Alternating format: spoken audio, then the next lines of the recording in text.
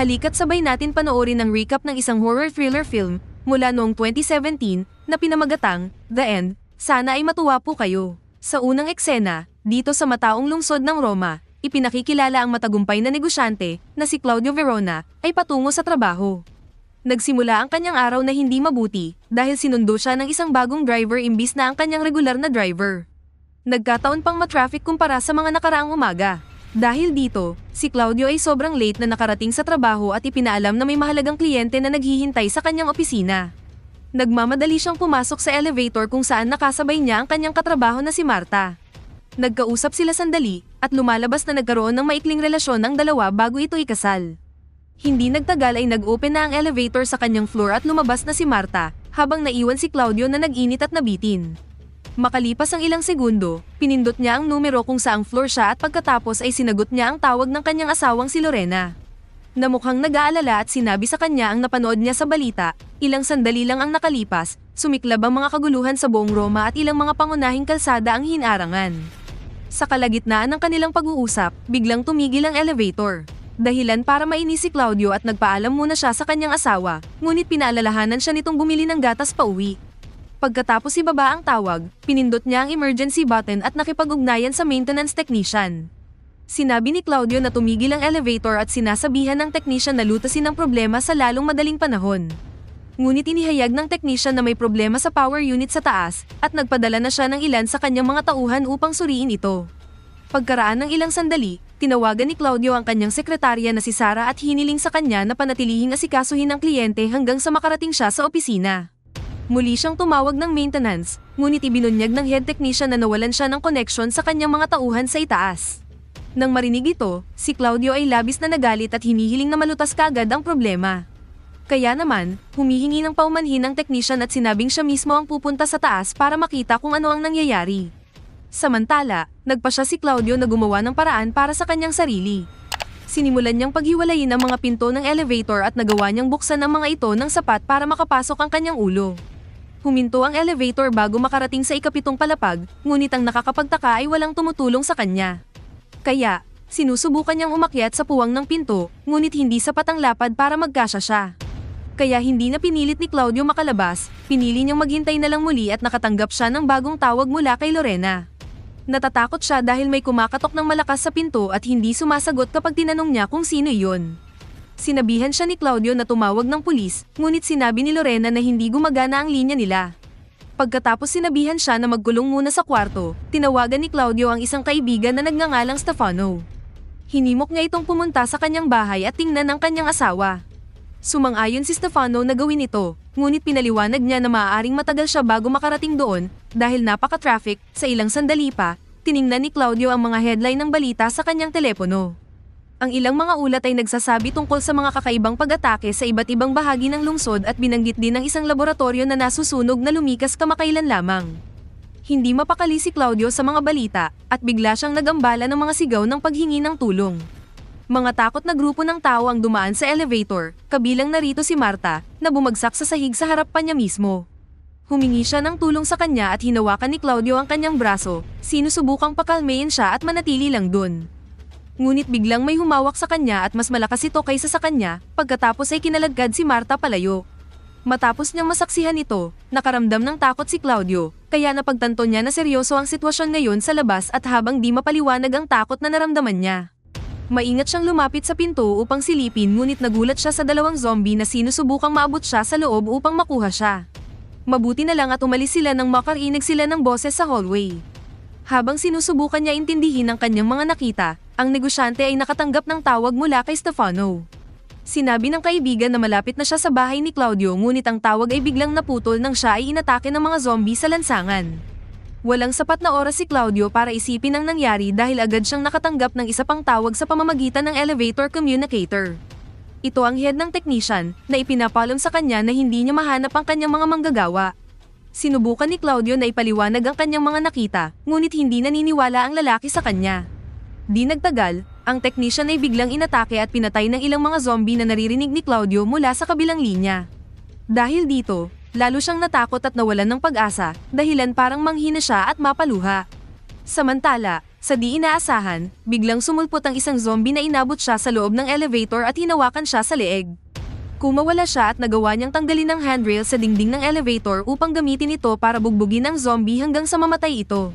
Di nagtagal, nakarinig si Claudio ng ingay at inihanda ang handrail upang ipagtanggol ang sarili. Sa kabutihang palad, si Sylvia pala ito, siya ay bagong intern sa opisina. Tinawag siya nito nang hindi gumagawa ng ingay, humingi ng tulong sa kanya na buksan ang pinto gamit ang handrail. Nakalulungkot lang dahil hindi pa rin sapat ang lakas ng dalawa para magtagumpay, lalong naging komplikado ang mga bagay nang mabitawan ng handrail sa mga kamay ni Claudio, na gumawa ng malalakas na ingay. Makalipas ang ilang sandali, narinig ng dalawa ang mga zombie na paparating at sinubukang tumakas ni Sylvia bago nila siya makuha. Ngunit sa labis na takot ni Claudio, maraming mga zombie ang sumugod patungo sa kanya at mabilis na tumalon sa kanya. Walang siyang magawa habang nanunood, kinakain nila siya hanggang sa mamatay. Matapos ayusin ang sarili, kinuha ni Claudio ang kanyang telepono at tinawagan si Lorena. Ngunit hindi ito nakasagot, at napaluhan na lang siya. Makalipas ang ilang minuto, nakita si Claudio ng isa pa niyang katrabaho na nakaligtas sa pamamagitan ng paggamit ng lampara para ipagtanggol ang sarili. Gusto rin ng katrabaho na pumasok sa elevator, at sinubukan ng dalawa na buksan ang pinto ngunit hindi ito nagtagumpay. Ang kanilang pagpipilit ay gumawa ng labis na ingay kaya maraming mga zombie ang dumating at hinabol ang katrabaho niya. Makalipas ang ilang sandali, narinig ni Claudio ang isang zombie na dumaan at sinadya niyang tawagin upang inisin ito. Pinagtatawanan niya ito dahil hindi siya maabot at ang kanyang mga kalokohan ay nakakaakit ng marami pang zombie. Pagkatapos ay hinawakan niya ang handrail at sinimulang bugbugin ang mga ito, ngunit biglang nagambala sila dahil sa narinig na sumisigaw habang hinahabol ng ibang zombie. At mabilis na napansin ni Claudio na ito ang kanyang sekretarya, kaya mabilis na pumasok sa silid na humihingi ng tulong si Sarah sa kanya. Kaya lang pinapasok ito ng mga zombie. Sinusubukan ni Claudio na akitin sila sa kanya para mailigtas si Sarah, ngunit binaliwala siya, at nagpatuloy sila. Hindi niya alam kung ano pa ang gagawin, sinimulan ni Claudio na tumingin sa balita gamit ang kanyang telepono at napanood ang nakakatakot na video. Ipinapaliwanag ng babaeng reporter na kinukumpis ka ng mga alagad ng batas ang mga kamera at pinaalis ang lahat ng tauhan ng media sa lugar. Kasalukuyan siyang nag-livestream gamit ang kanyang telepono, pagkatapos makarating sa labas ng lungsod. Sinabihan ng reporter ang mga manonood na mag-iingat sa mga zombie at inirerekomenda niya na umalis sa lungsod. Habang naka-video siya, bigla siyang tinalunan ng mga zombie at napatay. Sa kasamaang palad, may ilang zombie na umabot sa pinto ng elevator at sabay-sabay nawalan ng kuryente. Pinagmamasdan ni Claudio ang mga zombie na sinusubukang pumasok.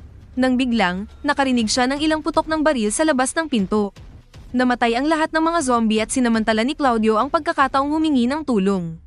Nakuha niya ang atensyon ng isang armadong pulis na nagngangalang Marcelo. Matapos matiyak na si Claudio ay hindi napinsala ng mga ito, ipinaliwanag ni Marcelo na siya ay nag-iisa at nawalan ng kontak sa headquarters. Sa lalong madaling panahon, sinubukan siyang salakayin ng isang zombie ngunit madaling pinatay ito ng opisyal at pinaputokan ito ng kanyang rifle. Pagkatapos ay isiniwalat ni Claudio na ang pinto ng elevator ay tumigil kaya nagpa siya si Marcelo na ayusin ang generator. Binigyan niya si Claudio ng walkie-talkie para gabayan siya sa gusali at isang baril para ipagtanggol ang sarili. Pagkatapos, bago umalis si Marcelo, itinuro ni Claudio ang mga direksyon upang mag-navigate sa sahig. Pagkaraan ng ilang minuto, nakipag-ugnayan si Marcelo kay Claudio upang ipaalam sa kanya na ang hagdanan patungo sa siyam na palapag ay may nakaharang. Kaya nag-isip muna siya ng iba pang paraan para makarating sa control tower, at di nagtagal ay nagkaroon siya ng ideya. Nagbanggit siya ng impormasyon na may ginagawang construction sa palapag na iyon. Ibig sabihin, pwede niya itong daanan para makarating sa control tower. Matapos dumaan sa isang tumpok ng mga katawan, wala nang ibang pagpipilian si Marcelo kundi ang barilin ng isang bintana upang makalusot siya. Kaya ang ingay ay umaakit sa ilang mga zombie, ngunit si Marcelo ay nananatiling tahimik at nagpatuloy sa pagpuslit sa paligid nang hindi siya mapapansin. Binalaan din siya ni Claudio na mag-ingat dahil ang mga teknisyan ng elevator ay inatake doon. Sa kabutihang palad, hindi nagtagal ay nakarating si Marcelo sa control tower at ni-restart ang power. Mabalik sa elevator, nagbukas muli ang mga ilaw, ngunit hindi pa rin bumubukas ang mga pinto. Ginamit ni Claudio ang flashlight ng kanyang telepono upang tingnan ang pagitan ng mga pinto at napansin niya ang nasirang piraso na pumipigil sa elevator. Kaya sinubukan niyang abutin ito gamit ang kanyang kamay ngunit hindi niya magawang alisin. Habang ginagawa niya ang kanyang makakaya, hindi nagtagal ay lumitaw ang isang zombie sa puwang ng pinto at sinubukan siyang mahawakan. Naka-atras agad si Claudio at kinuha ang baril na iniwan sa kanya ni Marcelo. Ginamit niya ito upang barilin ng zombie at namatay ito sa pangalawang putok. Sa kasamaang palad, mas dumami ang mga zombie ang lumitaw, kaya nagatubili si Claudio magpaputok muli ng baril. Ngunit hinikayat siya ni Marcelo sa pamamagitan ng walkie-talkie, kaya binaril ang bawat zombie sa pintuan. Binati siya ni Marcelo sa tagumpay ngunit nalungkot si Claudio at nakonsensya sa mga pinatay niya. Dahil alam niyang karamihan sa mga zombie na ito ay ang kanyang mga kasamahan at kilala pa ang ilan sa kanilang mga pamilya. Gayunpaman, ipinapaalala sa kanya ni Marcelo na hindi na sila tao dahil nahawaan sila at dapat nilang gawin iyon. Sa sandaling iyon, narinig ni Claudio ang mga ingay ng zombie sa pamamagitan ng walkie-talkie at kalaunan ay nawalan siya ng kontak kay Marcelo. Hindi na niya makayanan ang sitwasyon, tinitigan ni Claudio ang baril at nagtangka siyang wakasan ang sarili. Nang biglang may mga pulis na bumabaril sa dulo ng pasilyo habang tumatakbo palayo sa mga zombie. Humihingi ng tulong si Claudio, ngunit nakalayo na sila bago pa siya makasigaw ng tulong. Sa pagsisimula ng gabi, nawawalan na talaga siya ng pag-asa at inilagay ni Claudio ang armas sa kanyang bibig.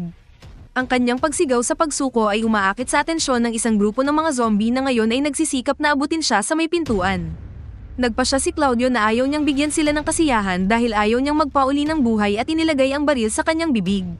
Pero sandaling iyon, biglang narinig niya ang boses ni Marcelo mula sa kisame ng elevator na humihiling kay Claudio na buksan ang hatch at papasukin siya.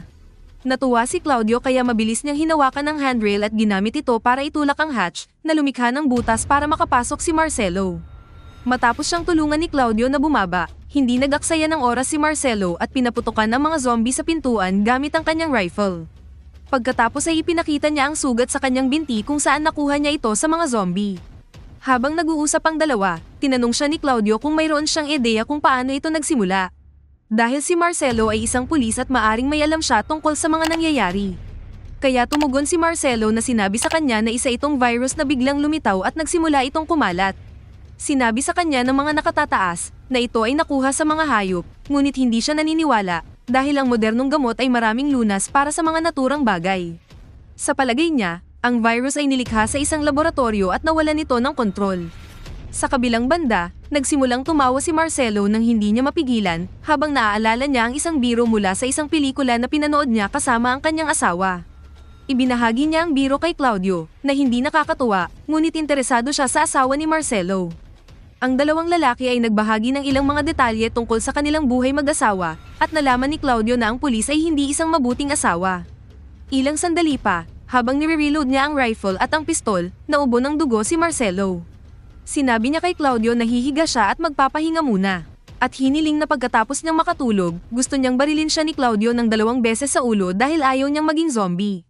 Gayunpaman, tumanggi si Claudio na kunin ang baril na pinipilit na itapat ito ni Marcelo sa kanyang ulo. Pero hindi ito magawa ni Claudio, kaya biglang sinuntok siya ni Marcelo sa mukha at ang sitwasyon ay naging kalmado. Makalipas ang ilang oras, nakatulog na si Marcelo, ngunit hindi pa rin magawa ni Claudio na barilin siya. Pero mabilis din nagbago ang kanyang isip nang mapansin niyang nag-iiba ang itsura ng sugat niya. At hindi nagtagal, nagising ang pulis na unti-unting nagiging zombie. Sinubukan ni Claudio na makipag-usap, ngunit bigla siyang inatake ni Marcelo, kaya agad niyang binaril ito ng maraming beses. Matapos iyon, nagtamo ng sugat sa binti si Claudio, kaya itinali niya ang kanyang binti para pigilan ang pagkalat ng impeksyon. Ang mga putok ng baril ay narinig ng ibang zombie at ngayon ay sinusubukan niyang mapabagsak silang lahat, ngunit ang kanyang baril ay naubusan ng mga bala. Ibinaba ito ni Claudio at kinuha ang rifle ni Marcelo na ginagamit niya para barilin ang bawat zombie. Di nagtagal, habang binabaril ang mga ito, sa huling putok, nakaramdam siya ng pagkahilo at dahilan upang siya ay bumagsak at nakatulog. Makalipas ang ilang minuto, nagising siya nang makarinig siya ng mga boses at putok ng baril sa hallway. Pero wala siyang nakikitang zombie maliban sa mga katawan sa sahig. Nagri-ring din ang telepono niya pero dahil lang pala sa alarm. Kaya pinatay ito ni Claudio. Pagkatapos ay muling nagring ang kanyang telepono. Sa pagkakataong ito, may tumawag sa kanya at labis ang tuwa niya. Nang marinig niya ang boses ng kanyang asawa, masaya siya dahil buhay ito. Lumabas na din siya ng bahay dahil iniligtas siya ng militar. Natapos bigla ang tawag dahil ang kanyang telepono ay nalobat, ngunit kahit papaano nakatulong sa kanya ito para magkaroon ng lakas at sinubukan niya makalabas muli. Kinuha niya ang handrail at sinubukang tanggalin ang piraso na nakaharang sa pinto ng elevator, ngunit hindi niya ito maabot. Kaya, hinila niya ang katawan ni Marcelo at tinapakan ito upang maabot ang pagitan ng mga pinto gamit ang kanyang kamay. Nagawa niyang kunin ang nakaharang na piraso, at ginamit niya ang buong lakas para maitulak ang pinto at palawakin ang puwang. Pagkatapos ng ilang oras na pagsisikap, sa wakas ay makakalaya na si Claudio. Ininom niya ang natirang tubig, umakyat sa elevator at humakbang sa ilang katawan ng zombie para marating ang hallway. Pagkatapos kinuha niya ang kanyang relo sa sahig at inilagay niya ito sa kanyang jacket bago bumaba. Nakarating siya sa lobby at nakita ang maraming pang mga bangkay, kabilang ang isang walang paa na zombie na humihila sa kanya.